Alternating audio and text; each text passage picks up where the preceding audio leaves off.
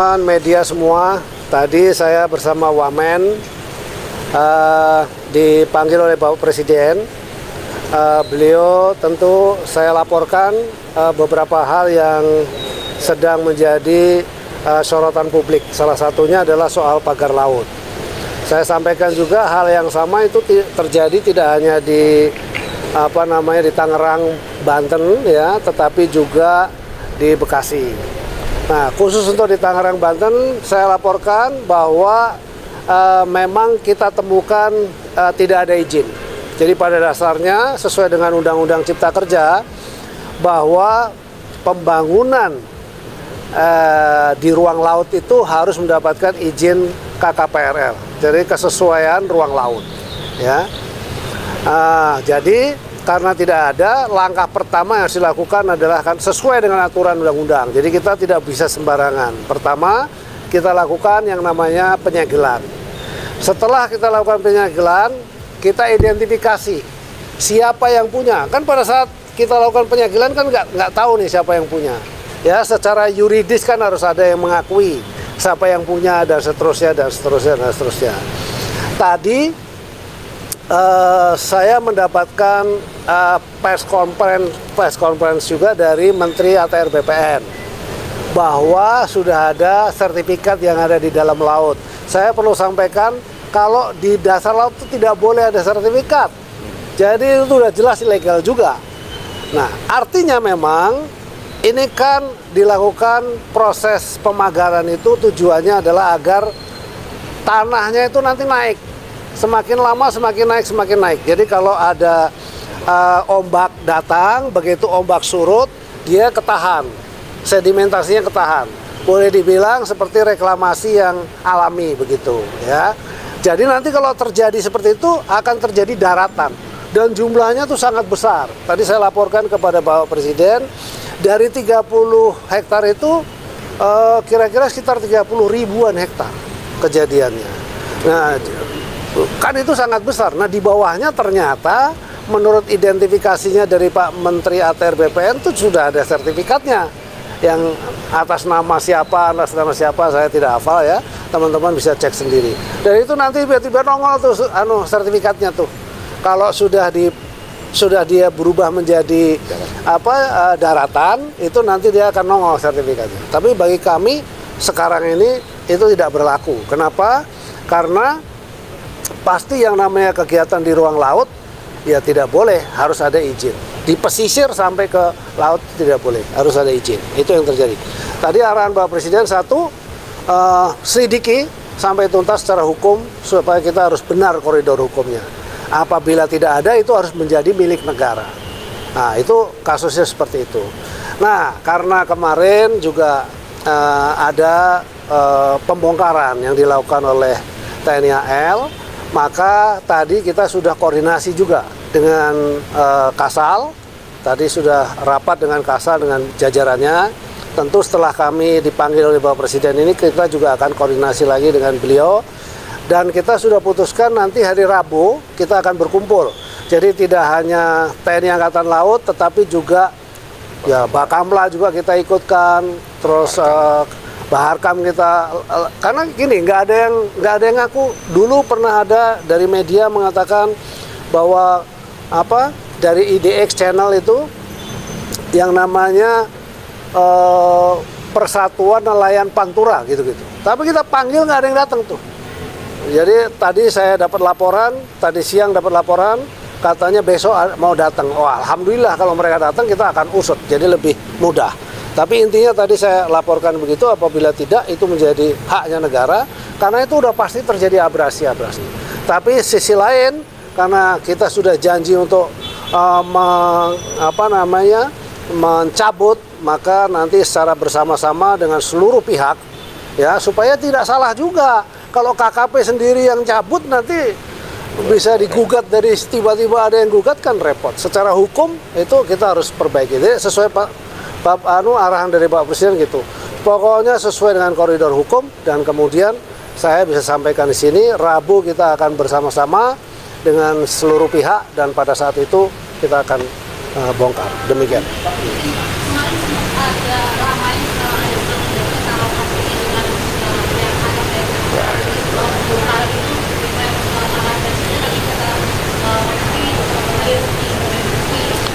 Iya, iya tadi sudah kami laporkan kepada Bapak Presiden. Jadi intinya arahan beliau juga sama agar diusut lah, diusut secara tuntas siapa dan seterusnya. Tapi makin terang lah ya, makin terang. Teman-teman media juga makin tahu karena tadi dari konferensi persnya si Pak Menteri ATR BPN kan sudah menjelaskan kok ada sertifikat di bawah air itu dan itu tidak boleh. Nah kalau dari situ kita sudah bisa identifikasi artinya apakah dari mereka-mereka. Tapi kan kita tidak boleh menuduh juga ya. Nah, nanti saya disu repot nih. Saya takut juga kalau menuduh tanpa ada bukti. Jadi udah akhirnya tadi sepakat. Jadi bukan silang pendapat sebetulnya. Jadi saya sampaikan kepada Kasal tadi, saya harus ada bukti dulu Pak. Sabar ya, kita nanti batas waktu sampai dengan Rabu. Oke setuju. Maka nanti secara bersama-sama di Rabu dengan berbagai macam pihak. Jadi itu bagian dari approval hukum juga. In case kalau misalnya terjadi apa-apa, memang ada kesepakatan bersama antara Kementerian Kelautan Perikanan yang memang mengelola di bidang kelautan, lalu kemudian TNI Angkatan Laut karena di situ memang ada desa binaan, ya, yang menjadi keluhan dari masyarakat nelayan. Masyarakat nelayan juga menjadi bagian dari binaannya Kementerian Kelautan Perikanan. Tapi yang pasti tidak ada silang pendapat. Kita sepakat. Gitu. Kita juga ada HGB dan SHN ya, berarti SHN-nya itu batal secara otomatis. Ilegal, sudah pasti karena di PP 18 sudah dinyatakan yang ada di bawah, air itu sudah hilang dengan sendirinya, tidak bisa. Jadi kalau tiba-tiba itu ada kan aneh juga gitu ya, gitu. Kira-kira begitu. Ya itu urusan ATR yang mencabut, tapi bagi kami itu kita anggap tidak ada, gitu. Berarti akan itu dibongkar dong Pak, itu Pak? Bongkar nanti bersama-sama. Ya. Berarti nanti yang bambu-bambunya itu bakal dijadiin alat bukti atau bagaimana Pak? Alat bukti. Iya, kan ini udah semua sama, ada fotonya ya kan, nanti kita foto dan seterusnya begitu. Kita dokumentasikan, karena ada dari kepolisian nanti kita minta hadir. TNI Angkatan Laut sudah pasti, lalu Bakamla juga akan hadir, KPLP juga akan kita minta hadir, ya. Jadi dengan demikian harusnya semua pihak udah tahu.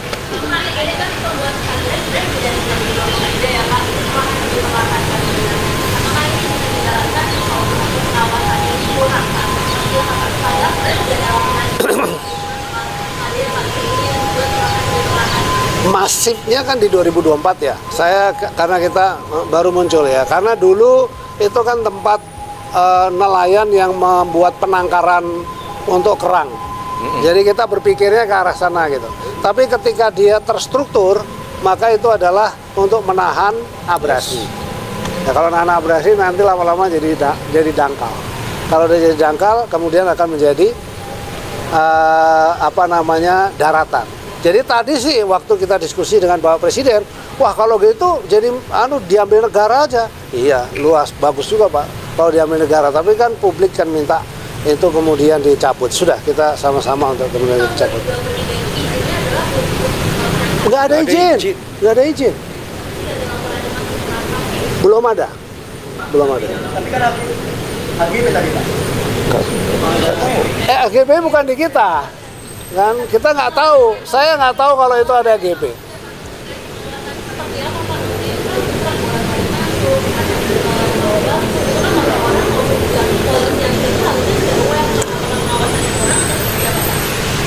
Ya bisa jadi ya, bisa jadi pengawasan kurang. Tapi kan kita sudah turun, kita membuktikan bahwa kemudian kita turun, kita cek ternyata itu bukan penangkaran kerang, ya. Lalu kemudian bahwa itu adalah pagar terstruktur, ya sudah kita langsung melakukan.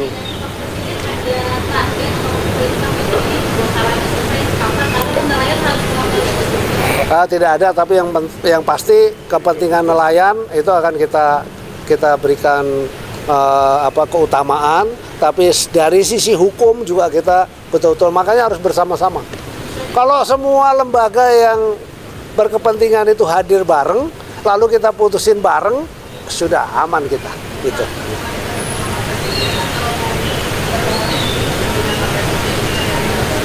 Oh enggak, kita dong yang teknis di lokasi sana, dengan TNI Angkatan Laut, dengan Kabar Hakam Polri, lalu dengan Bakamla gitu ya, kita hadir semua di sana.